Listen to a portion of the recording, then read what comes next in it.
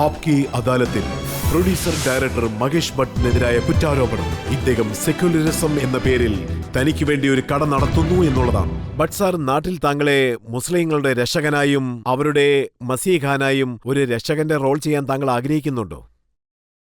ഒരുപക്ഷെ അത് സത്യമാണെന്ന് തന്നെ കരുതാം. ഇതുകൊണ്ട് എവിടുന്നാണ് എനിക്ക് ലാഭം ലഭിക്കുന്നത്?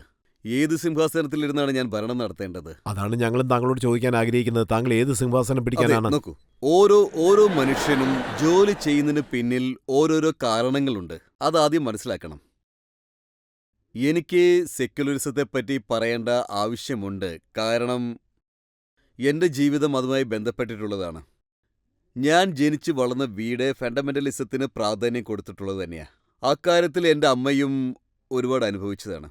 നമ്മൾ ന്യൂനപക്ഷങ്ങളെക്കുറിച്ച് സംസാരിക്കുമ്പോൾ ഇന്ത്യയിലെ സെക്യുലറിസത്തെക്കുറിച്ച് സംസാരിക്കണം, ഇന്ത്യയെപ്പറ്റി സംസാരിക്കണം.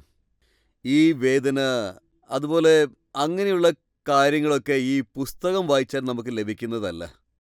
അത് ഞങ്ങൾ അനുഭവിച്ചിട്ടുണ്ട്, അതിൽ ജീവിച്ചിട്ടുണ്ട്. അത് അനുഭവിച്ചതുകൊണ്ടാണ് ഞാൻ അത് വളരെ വ്യക്തമായിട്ട് പറയുന്നത്. ബട്ട് സാർ, താങ്കൾ ഇന്ത്യയെക്കുറിച്ചാണ് സംസാരിക്കുന്നത്. പക്ഷെ താങ്കളുടെ പ്രേമം, അതുപോലെ വികാരങ്ങൾ, ഇതെല്ലാം പാകിസ്ഥാനിൽ കൊണ്ടുപോയി കാണിക്കുന്നു എന്നാണ്. പാകിസ്ഥാന്റെ കാര്യം നോക്കുകയാണെങ്കിൽ അതൊരു സൗത്ത് ഏഷ്യൻ കൺട്രിയാണ്. നമുക്കൊരു മഹാത്മാവ് ഉണ്ടായിരുന്നു, മോഹൻദാസ് കരംചന്ദ് ഗാന്ധി. വിഭജനം നടന്ന സമയത്ത് അദ്ദേഹം 6 മാസം പാകിസ്ഥാനിൽ പോയി ജീവിക്കണമെന്ന് ആഗ്രഹിച്ച ആളാണ്. പാകിസ്ഥാനിൽ ഇപ്പോഴും എൻ്റെ അമ്മ മരിച്ചതിന് ശേഷം എനിക്ക് മറ്റൊരു അമ്മയെ ലഭിച്ചിരിക്കുകയാണ്, ഹമീദ് അരുൺ. അദ്ദേഹം ഒരു CEO ആണ്, അദ്ദേഹത്തിൻ്റെ അമ്മയാണ്. അവർ എന്നെ മകനായി അംഗീകരിച്ചിരിക്കുന്നു. എനിക്ക് നേരെ ഇവിടെ വെടിവെപ്പുണ്ടായപ്പോൾ ആ അമ്മ അവിടെ നിന്ന് എനിക്ക് വേണ്ടി പ്രാർത്ഥിച്ചു.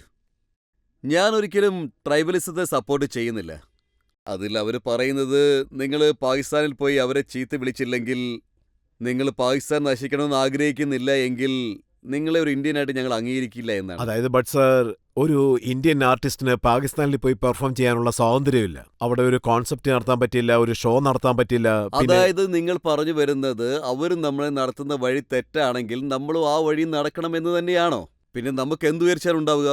നമ്മൾ വളരണമെങ്കിൽ അവരുടെ കൈ പിടിച്ചുകൊണ്ട് അവർ പോകേണ്ട വഴിയിൽ കൂടി അവരെ നടത്തിയേ പറ്റൂ. നമ്മൾ അങ്ങനെ ചെയ്യുന്നതല്ലേ അതിന്റെ ശരി? അതുകൊണ്ടാണോ സോയബ് അക്തറിനെ താങ്കളുടെ സിനിമകളിൽ ചേർക്കാൻ ആഗ്രഹിക്കുന്നത്? പാകിസ്ഥാൻ ആക്ടർ മീരയെ താങ്കളുടെ പടത്തിൽ ചേർക്കാൻ ആഗ്രഹിക്കുന്നത്? അതെ, ഉറപ്പായിട്ടും. നമ്മുടെ പ്രധാനമന്ത്രി മൻമോഹൻ സിംഗ് എന്നോട് പറഞ്ഞ കാര്യം തന്നെയാണ്. പെർഫോമിംഗ് ആർട്സ് മുഖേന സിനിമ എന്ന മാധ്യമത്തിലൂടെ നിങ്ങൾ ആളുകൾക്കുള്ളിലെ വികാരങ്ങൾ ഉണർത്തണം. അതാണ് ഞാൻ ചെയ്തുകൊണ്ടിരിക്കുന്നത്. അത് അടൽജിയും പറഞ്ഞിരുന്നു. അതായത് ഈ സൗത്ത് ഏഷ്യൻ യൂണിയൻ എങ്ങനെയാണ് ഉണ്ടാവുക? അത് സങ്കല്പിച്ചാൽ മാത്രം പോരാ, നമ്മൾ ഇറങ്ങി വർക്ക് ചെയ്തേ മതിയാകൂ. അപ്പോഴേ എന്തെങ്കിലുമൊക്കെ നടക്കൂ. ഒരു സുപ്രഭാതത്തിൽ എഴുന്നേറ്റിട്ട് വന്നിട്ട് സൗത്ത് ഇന്ത്യൻ ഏഷ്യൻ യൂണിയൻ ഉണ്ടാകണമെന്ന് പറഞ്ഞാൽ നടക്കുന്ന കാര്യമാണോ? അതിനുവേണ്ടി വർക്ക് ചെയ്തേ പറ്റൂ.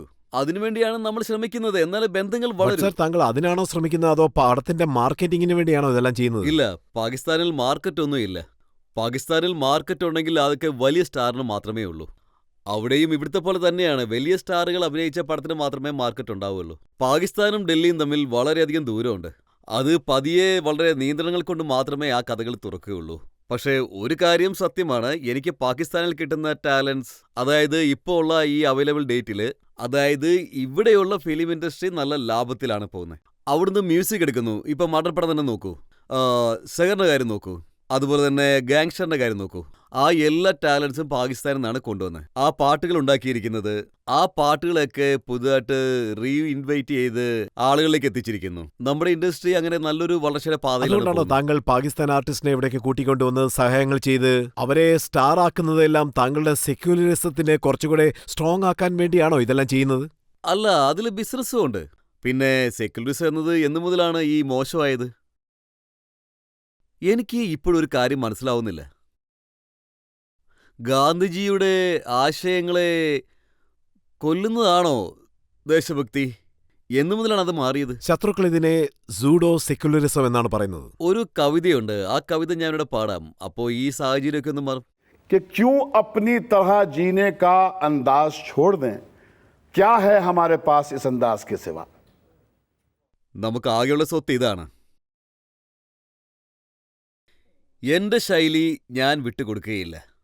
നിങ്ങൾ എന്നെ നിങ്ങളുടെ വീട്ട് വരാന്തയിൽ നിർത്തിയാലും ശരി, ഇല്ലെങ്കിലും ശരി, അത് നിങ്ങളുടെ ഇഷ്ടം. പക്ഷെ ഇതെൻ്റെ ജീവിത രീതിയാണ്. 57 വർഷമായി ഞാനിവിടെയുണ്ട്. ഇനി മുതലും എൻ്റെ ജീവിതം ഇങ്ങനെ തന്നെ ആയിരിക്കും. ഞാൻ ആരിൽ നിന്നും ഒന്നും പ്രതീക്ഷിക്കുന്നില്ല. ഞാൻ നടനവും പാട്ടും അതുപോലുള്ള സിനിമകൾ എടുത്താണ് ഞാൻ ജീവിക്കുന്നത്. പക്ഷേ സെക്യുലറിസം എന്ന വാക്ക് വെച്ചുകൊണ്ട് ഞാൻ രാജ്യസഭയിലേക്കോ ലോകസഭയിലേക്കോ അല്ലെങ്കിൽ രാഷ്ട്രീയ ലക്ഷ്യം വെച്ചുകൊണ്ട് ഞാൻ ഒരാളുടെ കൂടെയും കൂടാൻ പോകുന്നില്ല. താങ്കൾ ഇപ്പോൾ ജനങ്ങളുടെ മുന്നിൽ വെച്ച് ഞാനിപ്പോൾ പറഞ്ഞതെല്ലാം തന്നെ രാഷ്ട്രീയ ജീവിതത്തിനു വേണ്ടി ഒരിക്കലും ഉപയോഗിക്കില്ലെന്ന് പറയാൻ താങ്കൾക്ക് സാധിക്കൂ? ഞാൻ അങ്ങനെ എന്തെങ്കിലും ചെയ്താൽ നിങ്ങൾക്ക് എൻ്റെ മൊട്ടത്തലയിൽ ചെരുപ്പുകൊണ്ട് അടിച്ചോളൂ. ഞങ്ങൾക്ക് വലിയ ബുദ്ധിമുട്ടുണ്ട്. അതായത് താങ്കൾ ഇത്രയും വലിയൊരു ഡയറക്ടറും പ്രൊഡ്യൂസറും ആയിരുന്നിട്ടും മൈനോറിറ്റിക്ക് വേണ്ടി മാത്രമാണ് സംസാരിക്കുന്നത്. ഒരു ഭാഗം മാത്രമാണ് കാണുന്നത്, മറ്റൊരു ഭാഗത്തെപ്പറ്റി നിങ്ങൾ സംസാരിക്കുന്നേയില്ല. കാശ്മീരിലെ പാവപ്പെട്ട പണ്ഡിറ്റ് ജനങ്ങൾക്ക് എന്താണ് സംഭവിച്ചത് താങ്കളും കണ്ടിട്ടുണ്ടാവും. അവരുടെ പെൺകുട്ടികള്, മക്കള്, മരുമക്കള് എല്ലാവർക്കും എന്താണ് സംഭവിച്ചത് ആ ഭാഗത്തെപ്പറ്റി നിങ്ങൾ പറയുന്നേയില്ല. അതേപോലെ തന്നെ പാകിസ്ഥാനിലെ ഒരേയൊരു കേസിനെ പറ്റി മാത്രമേ നിങ്ങൾ വലുതായിട്ട് എടുത്ത് സംസാരിക്കുന്നുള്ളൂ. ബാക്കി കാര്യങ്ങൾ നിങ്ങൾ നോക്കുന്നില്ല. മൈനോറിറ്റി എന്ന് പറയുമ്പോൾ ഒരു ഭാഗം മാത്രമേ നിങ്ങൾ കാണുന്നുള്ളൂ. എന്തുകൊണ്ടാണ് ഇത് ഒരു ഭാഗം മാത്രം കാണിക്കുന്ന കണ്ണാടി പോലെയുള്ളത്? താങ്കളെ പോലെയുള്ള ഒരു വലിയ മനുഷ്യൻ ഇങ്ങനെ ഒരു ഭാഗം മാത്രം നിന്നുകൊണ്ട് സംസാരിക്കുന്നത് വലിയ ബുദ്ധിമുട്ടുണ്ടാക്കുന്നുണ്ട്. നിങ്ങളിപ്പോ എന്നോടൊരു ചോദ്യം ചോദിച്ചു, അതെ സർ. അതിന് ജഡ്ജ്മെന്റ് നിങ്ങൾ തന്നെ തരികയും ചെയ്തു. അങ്ങനെയൊന്നുമില്ല സർ. അല്ല, നിങ്ങൾ എന്നെ സംസാരിക്കാൻ അനുവദിച്ചില്ലല്ലോ. ഞങ്ങൾ എന്താ ചോദിക്കാൻ നിങ്ങൾ തന്നെയാണ് അത് തുടങ്ങിയത്. ശരി, പറയൂ സർ. നിങ്ങളുടെ മനസ്സിൽ തന്നെ അതിന്റെ ജഡ്ജ്മെന്റ് ഉണ്ടായിരുന്നു. പറയൂ സർ. നിങ്ങളോട് ആരാണ് പറഞ്ഞത് ഞാൻ കാശ്മീരിന്റെ വളർച്ചയ്ക്ക് വേണ്ടിയിട്ട് ശബ്ദം ഉയർത്തിയിട്ടില്ലെന്ന്? ഞാൻ ഒറ്റയ്ക്ക് തന്നെ നിന്ന് തുടക്കം മുതലേ കാശ്മീരിലെ പണ്ഡിതന്മാരുടെ വിഷയം നടന്ന ആ സമയത്ത് അന്നു മുതൽ ഇന്നു വരെ ശബ്ദമുയർത്തിക്കൊണ്ടിരിക്കുന്നു. നിങ്ങളോട് ആരാണ് പറഞ്ഞത് പാകിസ്ഥാനിൽ ക്ഷേത്രങ്ങളൊക്കെ ഇടിക്കുമ്പോ ആ വിഷയം സംബന്ധിച്ച് പാകിസ്ഥാനിലുള്ള എന്റെ ഫ്രണ്ട്സിന്റെ അടുത്ത്, അവിടെയുള്ള മീഡിയയുടെ അടുത്ത് ഒരു ലെറ്റർ എഴുതിയിട്ട് അതിനെതിരെ ശബ്ദമുയർത്താൻ പറഞ്ഞു? പക്ഷേ നിങ്ങൾ ആരും അതിനുവേണ്ടി തയ്യാറായിട്ടില്ല. ഇങ്ങനെ ഓരോ സംഭവങ്ങൾ ഉണ്ടാവുമ്പോൾ ഞാൻ എന്താ പ്രസ് മുഖേന നിങ്ങൾക്ക് എല്ലാവരും അറിയിക്കണം എന്നാണ് പറയുന്നത്. ഞാൻ അങ്ങനെ ചെയ്താൽ ഇവരെന്റെ മേൽ കുറ്റം ചാർത്തും. നിങ്ങൾ പബ്ലിസിറ്റിക്ക് വേണ്ടിയാണ് ചെയ്യുന്നതെന്ന്. ഞാൻ എന്തെങ്കിലും ചെയ്താൽ അത് പബ്ലിസിറ്റിക്ക് വേണ്ടിയാണെന്നാണ് പറയുന്നത്. അഥവാ ഞാൻ അങ്ങനെ ചെയ്തിട്ടില്ലെങ്കിൽ നിങ്ങൾ പറയും ഞാൻ ചെയ്തില്ല എന്ന്. ഞാൻ എന്താ മരിക്കണം? ഞാൻ നിങ്ങളോട് മരിക്കാനൊന്നും പറഞ്ഞില്ലല്ലോ സർ. പിന്നെ എന്താ ചെയ്യേണ്ടത്?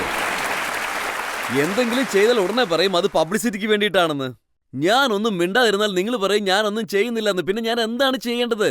എന്താ ചെയ്യേണ്ടതെന്ന് പറയൂ. ഞാൻ ഇനിയും എത്ര നാളാണ് ഇങ്ങനെ എല്ലാവരുടെ മുന്നിൽ നിന്ന് ഞാൻ ചെയ്യുന്ന കാര്യങ്ങളെക്കുറിച്ച് എല്ലാവരോടും ഇങ്ങനെ പറഞ്ഞുകൊണ്ടിരിക്കുന്നേ? സകം പടം എടുത്താൽ അത് ഓടില്ല, മദർ പടം എടുത്താൽ ചെരുപ്പ് കൊണ്ടടിക്കാൻ വരുന്നു. ഇനി എന്താ ചെയ്യേണ്ടത്? നിങ്ങൾ തന്നെ പറയേ. നിങ്ങൾ പറഞ്ഞോളൂ. ഞാൻ നിങ്ങളോടല്ലേ ചോദിക്കുന്നത്. സക്കത്തിന് ഭാഗത്തേക്ക് പോകുന്നില്ല. മദർ പടം എടുത്താൽ സമൂഹത്തിന് മുന്നിൽ നിന്ന് എന്നെ ഇങ്ങനെ അവമാനിച്ചുകൊണ്ടിരിക്കുന്നു. എന്ത് ചെയ്യണമെന്ന് പറയൂ. അതല്ലാതെ വേറെ എന്തെങ്കിലും ചെയ്ത പബ്ലിസിറ്റിക്ക് വേണ്ടിയാണെന്ന് ഇവര് പറയുന്നു. ബട്ട് സാർ, ചുറ്റിനും പ്രശ്നങ്ങളിൽ താങ്കൾ കുടുങ്ങിയെന്നാണ് സാർ, തോന്നുന്നത്. താങ്കൾ പേടിക്കേണ്ട കാര്യമില്ല. താങ്കളുടെ കൂടെ ഞങ്ങളും ഇതിനേക്കാളും ഉണ്ട്. ഭേദമായിട്ട് എനിക്ക് തോന്നുന്നത് ആ രവി പൂജാരി എന്നെ കൊല്ലുന്നതായിരുന്നു. സഹറില്ല, മീഡിയയും എന്നെ സപ്പോർട്ട് ചെയ്യുന്നില്ല, നിങ്ങൾ എന്നെ സപ്പോർട്ട് ചെയ്യുന്നില്ല. വിട്ടേക്ക്. ഞാൻ തനിച്ചാണ് വന്നത്, തനിച്ചെന്നെ പോവുകയും ചെയ്യും. നിങ്ങളുടെ എൻഡോഴ്സ്മെന്റ് എനിക്ക് ആവശ്യമില്ല.